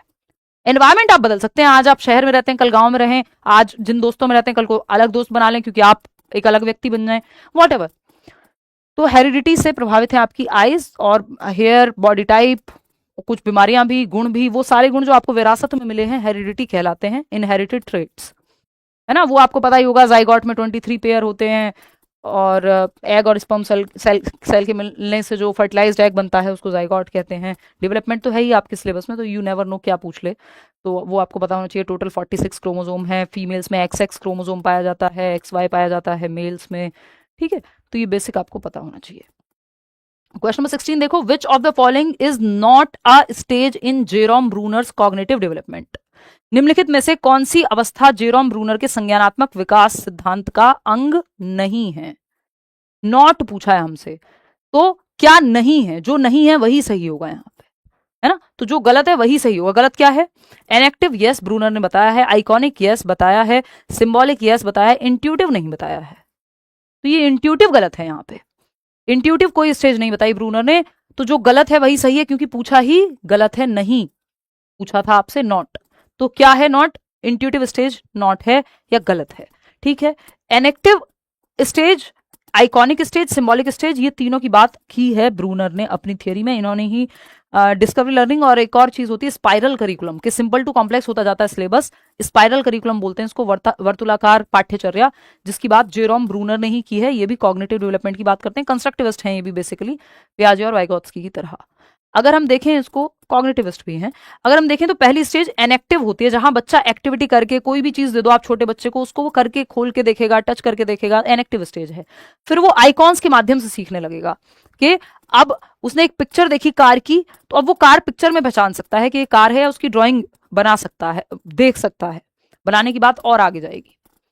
फिर सिंबल्स के माध्यम से वो सीखने लगता है। तो आप देखते हैं छोटे बच्चों की बुक्स में आइकॉनिक स्टेज का प्रयोग खूब है, क्योंकि पिक्चर्स का इस्तेमाल बहुत ज्यादा है, क्योंकि अब उनको हर चीज करके तो नहीं दिखा सकते, फिर धीरे, पहले शुरुआत में वो हर चीज करके देखते थे, खिलौने भी आप ऐसे लाते हैं जिनको वो चला फिरा के, घुमा फिरा के कुछ यूज करके देख सकें, गाड़ी भी चलने वाली लाते हैं। फिर किताबों में पिक्चर्स ज्यादा से ज्यादा होनी चाहिए, यानी आइकॉन्स, इमेजेस के थ्रू वो सीखते हैं। फिर सिंबल्स के थ्रू सीखने लगते हैं, ABCDEFGH या नंबर्स, ये सब सिंबल्स हैं। तो पहले स्टेज में एज महत्वपूर्ण नहीं है इसलिए बताई नहीं है, पहली स्टेज में करके सीखते हैं, यानी डूइंग, यानी एनेक्टिव है। फिर दूसरी स्टेज में इमेजेस के माध्यम से सीख जाते हैं। तीसरी स्टेज में वो सिंबल्स के माध्यम से सीखते हैं, जिसमें भाषा भी इंक्लूडेड है। तो एनेक्टिव, आइकॉनिक और सिंबॉलिक स्टेज, ये तीन अवस्थाएं हैं ब्रूनर के द्वारा। आगे बढ़ेंगे, क्वेश्चन नंबर 18 देखिएगा, the first psychological laboratory in the world was established by. विश्व में मनोविज्ञान की प्रथम प्रयोगशाला को किसने स्थापित किया था। देखो कुछ question out of the box रखे हैं या बहुत ज्यादा फैक्चुअल रखे हैं, इसके लिए मैंने 2-3 क्वेश्चन एक्स्ट्रा डाले हैं, कि 30 का सेट है 33 कर दिए हैं, ताकि क्योंकि इनके लिए भी आप प्रिपेयर्ड रहो, कि ऐसा हो सकता है कि आपको लगे यार ये कहां से दे दिया, क्यों दे दिया और क्या जरूरत थी। वो आसान भी हो सकता है, वो मुश्किल भी हो सकता है, जैसे डेफिनेशन का क्वेश्चन, जैसे इस तरह का सवाल, है ना, कोई जरूरी नहीं आए, बट यू नेवर नो क्या पूछ ले। तो आपको out of the box question के लिए भी तैयार रहना है, कि हो सकता है वो आउट ऑफ सिलेबस लगे आपको, या फिर अटपटे लगे, तो वो एक आध सवाल होना भी चाहिए उस तरह। ये आपको अटपटा इसलिए नहीं लग रहा क्योंकि हम पढ़ चुके हैं कहीं ना कहीं। 72% लोग, विल्हेम वुंट ने पहली लेबोरेटरी मनोविज्ञान की 1879 लिप्जिग जर्मनी में, लिप्जिग यूनिवर्सिटी जर्मनी में ओपन की। अचानक से जर्मनी जाने का मन कर गया ये यूनिवर्सिटी देखने का, जाएंगे, चलो फिर आपको बताएंगे कैसा अनुभव रहा। विल्हेम वुंट, ऑस्ट्रिया तो मुझे बहुत टाइम से जाना है, वियना, जहां फ्रॉइड ने जो है बहुत सारा काम किया। देखिएगा एक बार, विल्हेम वुंट, बात हो गई क्लियर। इन्होंने पहली लेबोरेटरी खोली, इनको एक्सपेरिमेंटल साइकोलॉजी का जनक भी कहा जाता है, कई बार साइकोलॉजी का जनक भी कह देते हैं कई लोग अरस्तु को भी मानते हैं, वो उतना बड़ा मैटर नहीं है आजकल, वैसे पूछा नहीं जाता, ठीक, बट आपको बेसिक पता होना चाहिए। इन्होंने ये ओल्डेस्ट मेथड ऑफ साइकोलॉजी है, इंट्रोस्पेक्शन मेथड, आत्मदर्शन विधि, वो इन्होंने दी है विलियम वुंट ने, वो इंपॉर्टेंट है, वो पूछा हुआ है, ठीक है। सिगमंड फ्रॉइड को आप जानते ही हैं, इन्होंने साइकोसेक्सुअल या साइकोडायनामिक, जिसको हम मनोविश्लेषणवाद कहते हैं, इसको संरचनावाद कहते हैं। विलियम वुंट का जो पहला स्कूल ऑफ साइकोलॉजी जिसको हम कह रहे हैं, विलियम जेम्स ने फंक्शनलिज्म, प्रकार्यवाद, आइवन पैवलव व्यवहारवाद से जुड़े हुए हैं। इतना आपके लिए काफी है, आगे बढ़ते हैं question number 19। How should a teacher logically view children's errors in the learning process. अब ये सिलेबस में है बच्चों के एरर, यूपी टेट के सिलेबस में। How should a teacher logically view children's errors, बच्चों की गलतियों को कैसे तार्किक रूप से एक अधिगम प्रक्रिया में देखना चाहिए टीचर को। बताइए, बच्चे गलतियां करेंगे, आपने भी की होगी, अभी भी करते होंगे, क्वेश्चंस में भी करते ही हैं, तो कैसे देखना चाहिए एक टीचर को लॉजिकली बच्चे की गलतियों को, फटाक से बताएंगे आप लोग।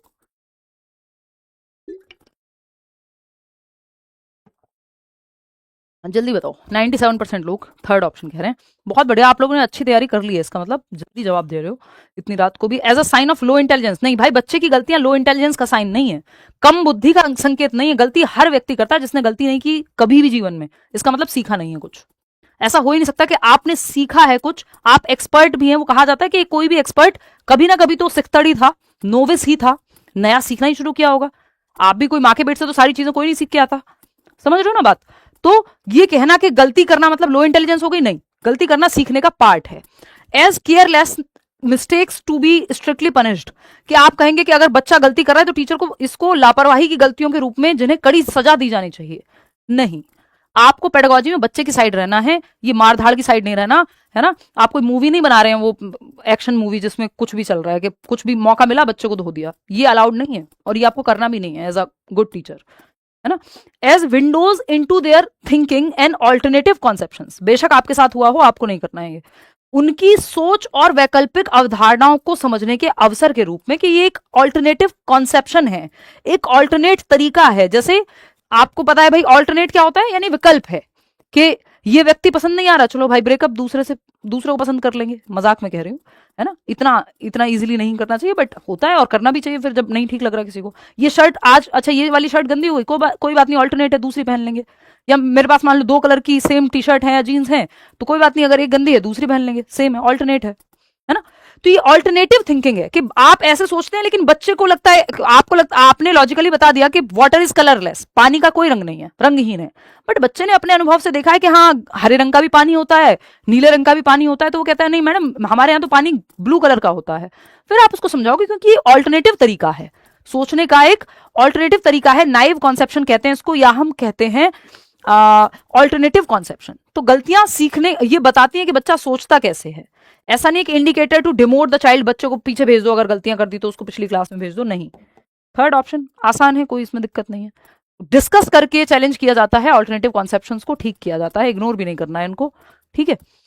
नेक्स्ट क्वेश्चन देखिए एक बार, क्वेश्चन नंबर 20, 20वां सवाल है। आज तो हमने स्पीड ठीक बना के रखी है कंपैरेटिवली, क्योंकि मेरे साथ दिक्कत यही है, मैं बहुत डिटेल में चली जाती हूँ, तो वो मैराथन में हम करेंगे प्रॉपर, है ना। अभी कल जहां तक है, कल ही है, क्योंकि अब ज्यादा दिन आपके पास है नहीं और मेरी तबीयत थोड़ी सुधरी है पहले से, तो जहां तक है मैं कल थियरी का एक मैराथन ले लूं, वही अपना 9 सवा 9 के आसपास, क्योंकि आप लोगों का दिख रहा है मुझे, आप लोग कितने जो है आतुर हैं, इतने कमेंट्स के करा दो, ले लो सेशन, तो 5 सेशन टोटल फिर हो जाएंगे। एक मैं लूंगी फाइनल मैराथन, तो ये इसी हफ्ते ले लूंगी दोनों, ताकि आपको टाइम मिल जाए फिर रिवीजन का, ठीक है। क्वेश्चन नंबर 20 देखो, सेकंड ऑप्शन 58% लोग कह रहे हैं, देख लेते हैं। कितना गलत जवाब दिया यार आपने। ये इंक्लूसिव एजुकेशन टॉपिक में है, अगर नहीं पढ़ा यूपी टेट के लिए पढ़ लो, मैंने भी कभी ना कभी यूट्यूब पे कराया होगा, पूरा पूरा कोर्स कराया हुआ है यार फ्री में, कितनी बार। पुराना हो गया होगा ऑफ कोर्स, क्योंकि अब उतनी एनर्जी नहीं है, पहले ज्यादा यंग थी, बहुत रात और दिन यूट्यूब पे भी, बैचेस तो बहुत बाद में शुरू किए, है ना। तो लेकिन बैच में तो पढ़ाया ही हुआ है इंक्लूसिव एजुकेशन। देखो एक बार, तो अंडर द आरपीडब्ल्यूडी एक्ट, जो लोग बैच में वो सुबह देखेंगे इसको, है ना, वो कुछ टेक्निकल ग्लिच है, वो कल सुबह तक हो जाएगा। Under the RPWD act 2016 the number of recognised disabilities was increased from, जो right of person with disabilities act है 2016 का, इससे पहले 1995 में एक एक्ट आया था जिसको पीडब्ल्यूडी एक्ट 1995 कहते थे, पर्सन विद डिसेबिलिटी। मुझे उम्मीद नहीं थी कि आप इस सवाल को इतना गलत करेंगे, अब ठीक कर रहे हैं, फिर भी पहले तो बहुत ही गलत कर रहे थे। ये 1995 में आया था, 2016 में अपडेट हुआ, इसमें थी सिर्फ 7 डिसेबिलिटीज, ठीक है, 7 डिसेबिलिटीज थी। 7 से बढ़ा के, एक तो इसको आरपीडब्ल्यूडी नाम दिया गया, right of person with disability, पहले सिर्फ पर्सन विद डिसेबिलिटी था, है ना, 2016, जिसमें 7 से बढ़ा करके जो डिसेबिलिटीज थी वो 21 कर दी गई, तो 14 नई डिसेबिलिटीज ऐड हुई हैं इसमें, और अभी और भी ऐड कर सकते हैं नोटिफिकेशन दे करके।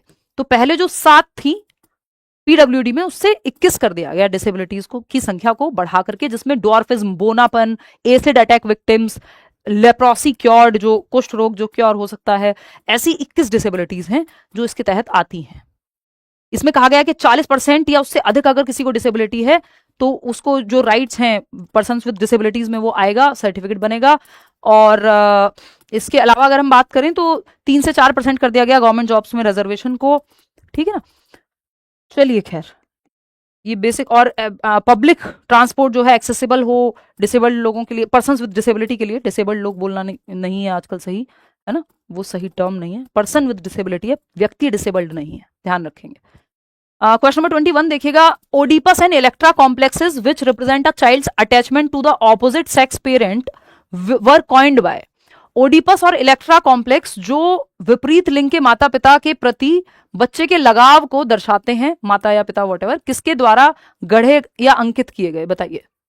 ओडिपस और इलेक्ट्रा कॉम्प्लेक्स किसके द्वारा दिए गए? सिंपल जवाब, क्वेश्चन ये है, आसान सा जवाब है। कार्ल युंग होंगे, सिगमंड फ्रॉइड होंगे, एरिक एरिक्सन होंगे, या कैरन हॉर्नाय होंगी? कैरन हॉर्नाय नहीं है ये, उन्होंने भी थियरी दी है अटैचमेंट वगैरह की। कार्ल युंग भी नहीं है, इन्होंने इंफीरियोरिटी और सुपीरियोरिटी, सॉरी, एक्सट्रोवर्ट और इंट्रोवर्ट जो टाइप्स ऑफ पर्सनैलिटी हैं वो दिए हैं। एरिक एरिक्सन ने 8 स्टेजेस दी हैं, लाइफ स्पेन थियरी बोलते हैं इसको, trust versus mistrust and all. Sigmund Freud, answer क्या है? सिगमंड फ्रॉइड कि इलेक्ट्रा और ओडिपस कॉम्प्लेक्स जो है, इलेक्ट्रा लड़कियों का पिता के प्रति लगाव, ओडिपस लड़कों का माता के प्रति लगाव। ठीक है, चलिए आगे बढ़ते हैं। आगे बढ़ेंगे, क्वेश्चन नंबर 22 देखते हैं। If a teacher finds a problematic child in the class, what is the most appropriate pedagogical action? यदि शिक्षक कक्षा में एक छात्र को समस्यात्मक बालक के रूप में पाता है तो उसे सबसे उपयुक्त तरीके से क्या करना चाहिए?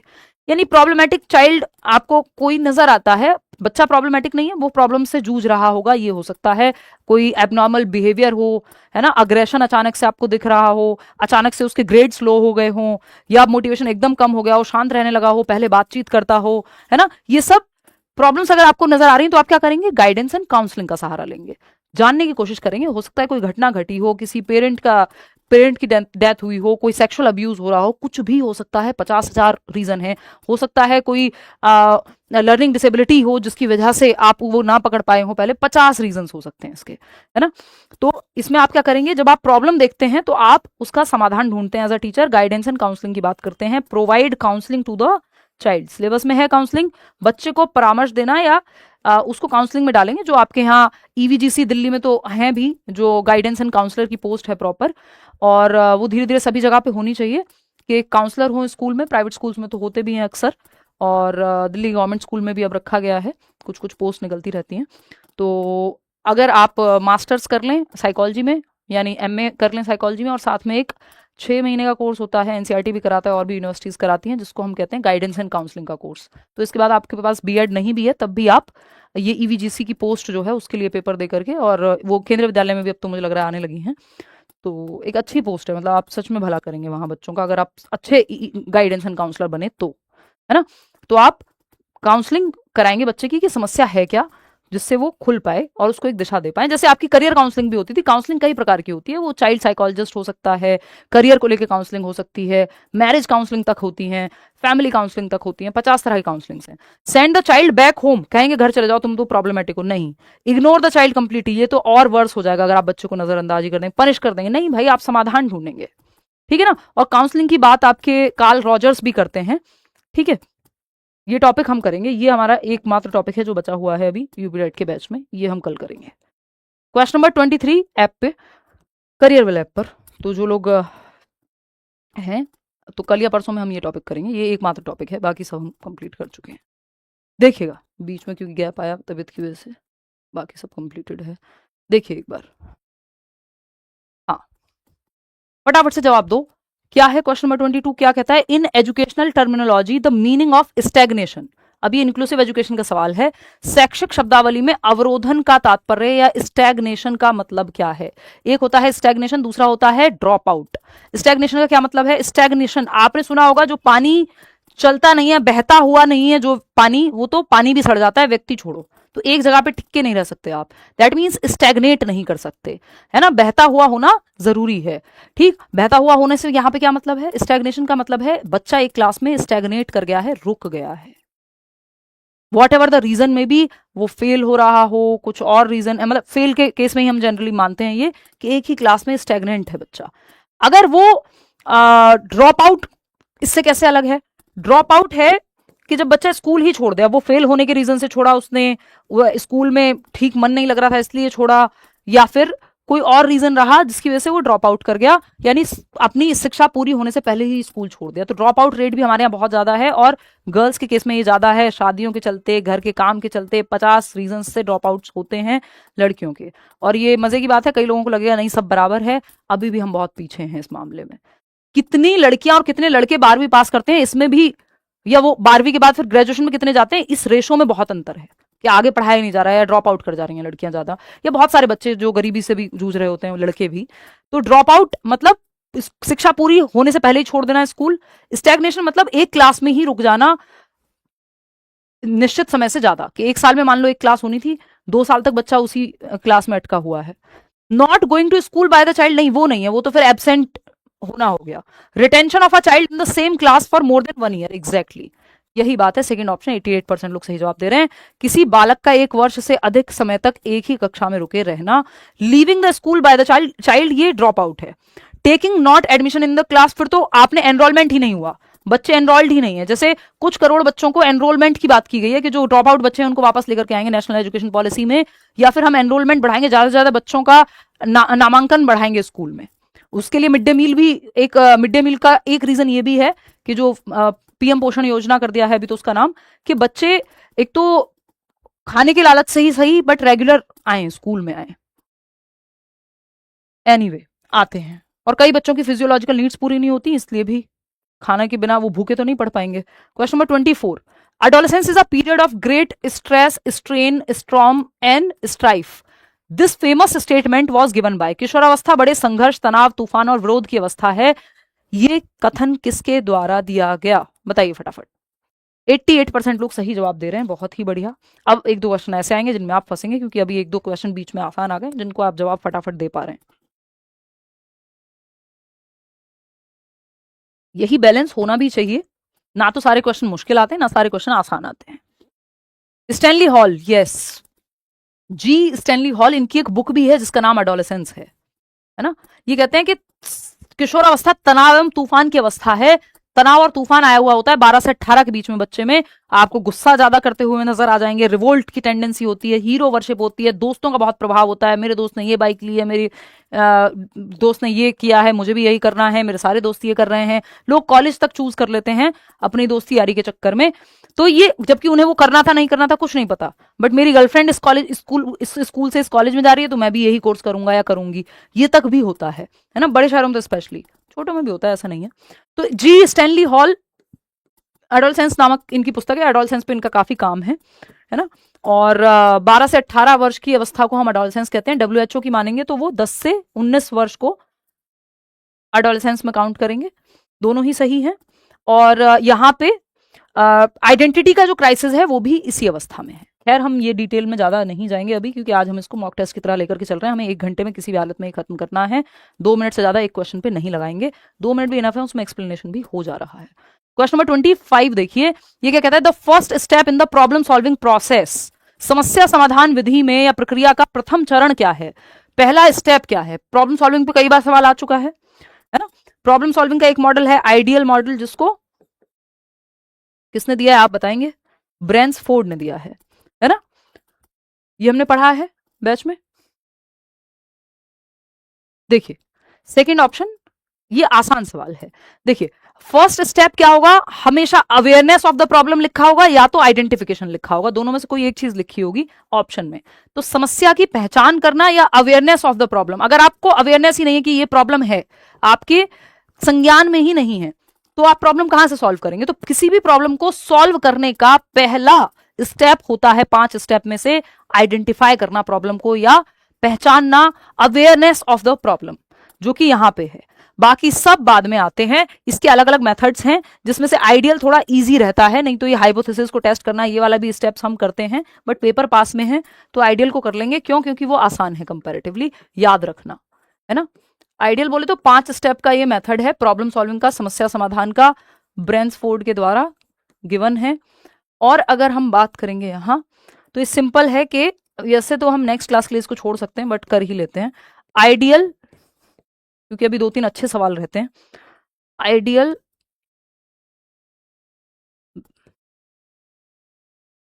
आइडेंटिफाई करना प्रॉब्लम को कि भाई समस्या क्या है, अच्छा ग्रेड्स कम आ रहे हैं ये समस्या है, ठीक है। फिर डिफाइन करना कि ऐसा कितनी बार हुआ है, पहले क्या स्कोर था, समझ रहे हो आप, परिभाषित कर रहे हो समस्या को, डिटेल में समझ रहे हो, डिफाइन कर रहे हो। फिर सॉल्यूशंस एक्सप्लोर करोगे, ई फॉर एक्सप्लोर। फिर एक्ट करोगे, जो भी सॉल्यूशंस आपने सोचे हैं एक सॉल्यूशन पकड़ के, यानी इसको टेस्टिंग ऑफ हाइपोथेसिस भी कहते हैं, कि जो परिकल्पना आपने बनाई कि ये समस्या के रीजन हो सकते हैं या ये समाधान हो सकते हैं, उनमें से किसी एक समाधान को यूज करना, ठीक है। फिर आता है आपका लुक बैक, या फिर आप एक्ट करते हैं, इस पे रिफ्लेक्ट करते हैं, अगर मैं कहूं टेस्ट करते हैं हाइपोथेसिस, या इवेल्युएट करते हैं। तो ये 5 स्टेप हैं, ठीक।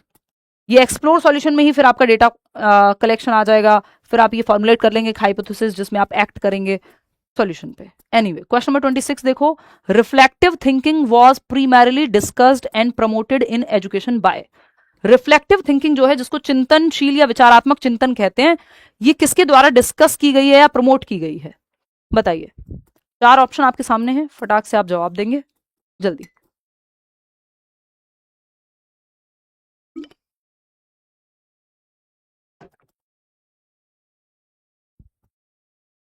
देखिए, रिफ्लेक्टिव थिंकिंग जॉन डुई के द्वारा दी गई है, मतलब जॉन डुई इस पे चर्चा करते हैं, प्रमोट करते हैं, इसको दिया है इन्होंने। अगर हम देखें तो जॉन डुई कहते हैं बच्चे को एक्टिव रख के सिखाओ, रियल लाइफ प्रॉब्लम से सिखाओ, ग्रुप में सिखाओ, हैंड्स ऑन एक्सपीरियंस दिलवाओ, और अगर हम बात करें तो एजुकेशन इज लाइफ इटसेल्फ, यानी व्यवहारिक प्रॉब्लम्स को सॉल्व करवाओ, चिंतन मनन कर पाए, बच्चे का दिमाग एक्टिव हो, बेसिकली ये बात है, ठीक है। ये बाकी कोई यहाँ पे बनेगा ही नहीं। यही ट्राइपोलर एजुकेशन की भी बात करते हैं जॉन डुई, कि 3 ध्रुव होते हैं, त्रिध्रुवीय शिक्षा, टीचर, स्टूडेंट और करिकुलम या एनवायरमेंट, सिलेबस, टीचिंग मेथड, जो आप कहना चाहो, ठीक है। आगे बढ़ेंगे, क्वेश्चन नंबर 27 देखना, ये भी अच्छा सवाल है, ये काफी अच्छा सवाल है। विच ऑफ द फॉलोइंग, इसलिए नहीं कि मुश्किल है, बस ये संज्ञान में नहीं आता, कई बार छूट जाता है। Which of the following statements is correct regarding basal age, या बेसल एज जो आप कहना चाहिए, बेसल बोलेंगे वैसे तो इंग्लिश में। बेसल आयु के संबंध में निम्न में से कौन सा कथन सही है। बेसल एज क्या है भाई, कौन सा कथन सही है बताओ। It is the age level where the child fails all items, सारे आइटम जिस उम्र में वो फेल कर जाए, वो बेसल एज है नहीं।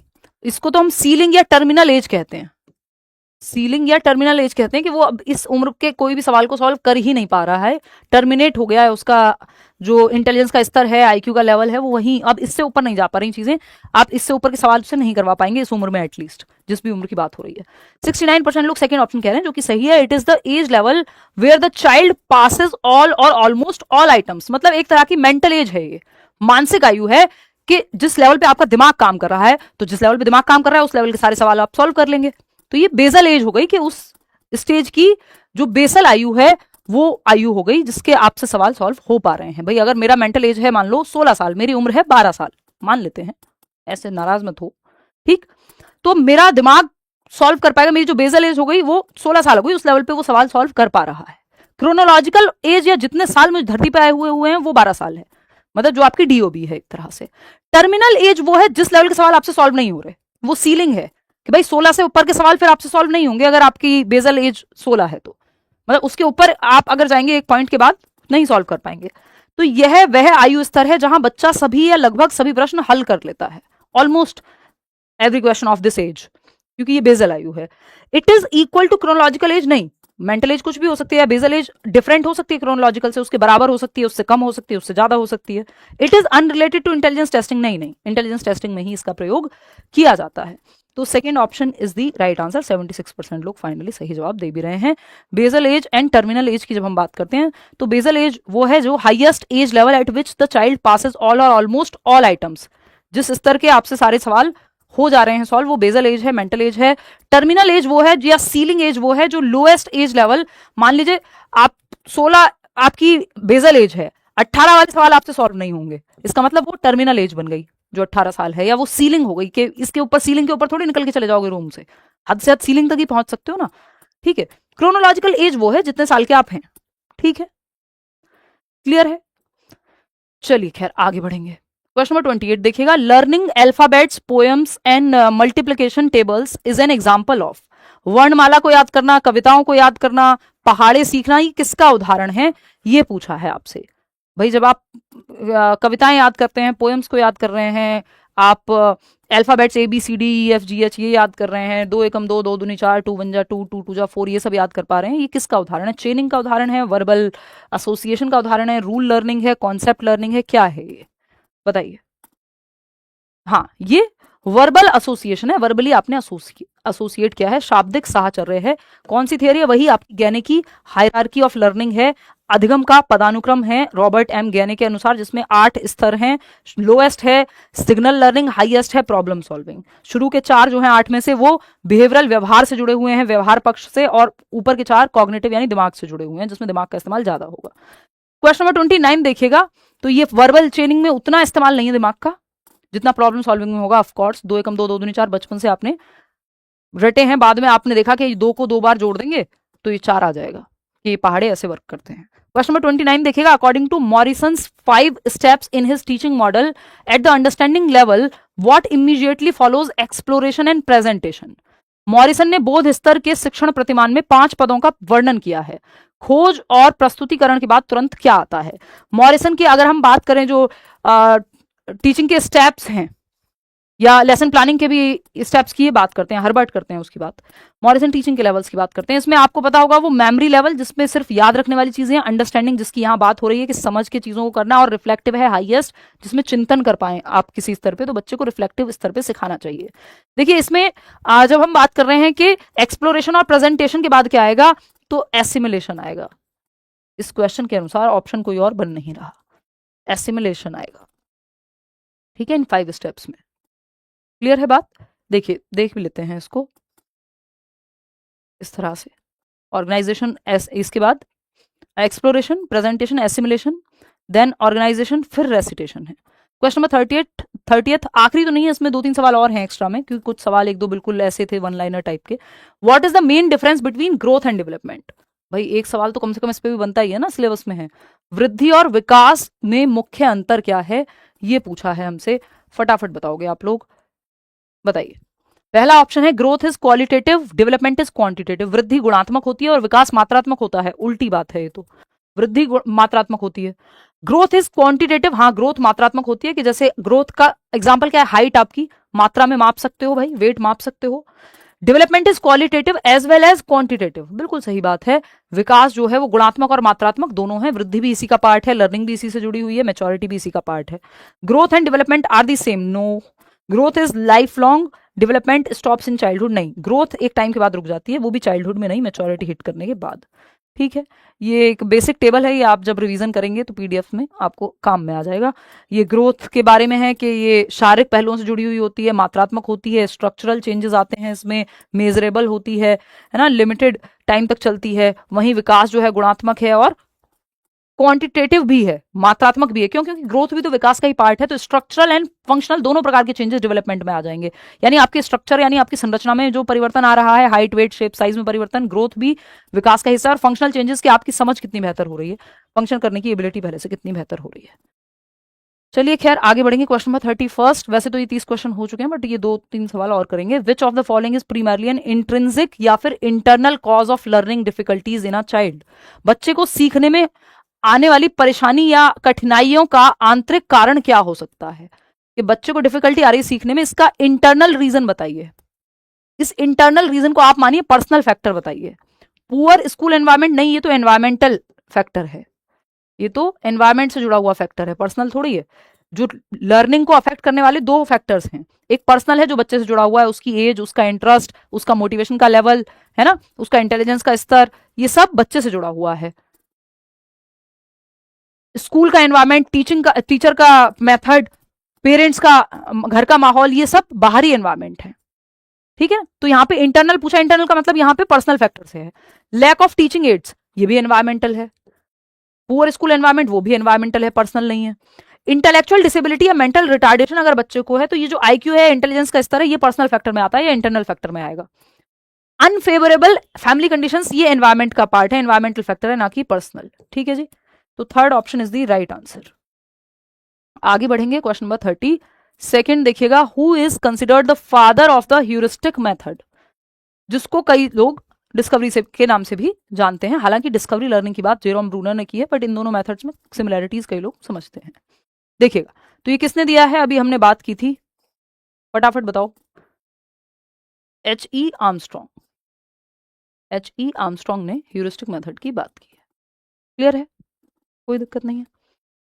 चलिए आगे बढ़ें। क्वेश्चन नंबर 33 देखिएगा, which of the following is not related to the affective domain of Bloom's taxonomy? Bloom's taxonomy में जो अफेक्टिव डोमेन है इमोशंस वाला, जो इमोशंस से जुड़ा हुआ है, उसका कौन सा एक पहलू इन ऑप्शंस में से नहीं है पूछा है। ध्यान से जवाब देंगे। आखिरी सवाल, ऑलमोस्ट आई थिंक आखिरी होना चाहिए, हाँ लास्ट क्वेश्चन है आज का। बताओ फटाफट। आसान सवाल है, इसमें परेशान मत हो।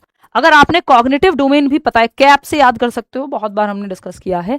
कॉग्निटिव, अफेक्टिव और साइकोमोटर, ये 3 डोमेन है। ब्लूम की टेक्सोनॉमी है लर्निंग की, कैसे हम सीखते हैं उसका वर्गीकरण है, जिसमें दिमाग, हार्ट यानी अफेक्टिव डोमेन, इमोशन कैसे इन्वॉल्व होते हैं, कॉग्निशन, और आपका साइकोमोटर यानी फिजिकली कैसे बच्चा इन्वॉल्व होता है लर्निंग में।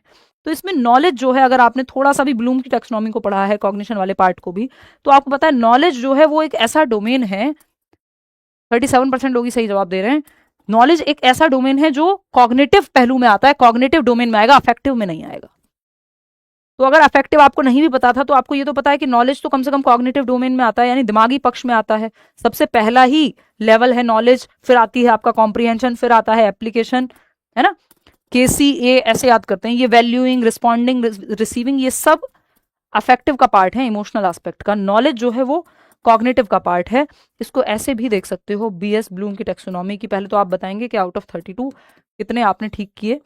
मैक्सिमम क्वेश्चंस आपसे ठीक हो जाने चाहिए, क्योंकि अननेसेसरीली हार्ड नहीं बनाया है पेपर को। मैराथन में करेंगे कुछ अच्छे सवाल जो थोड़े मुश्किल आपको लगे, है ना।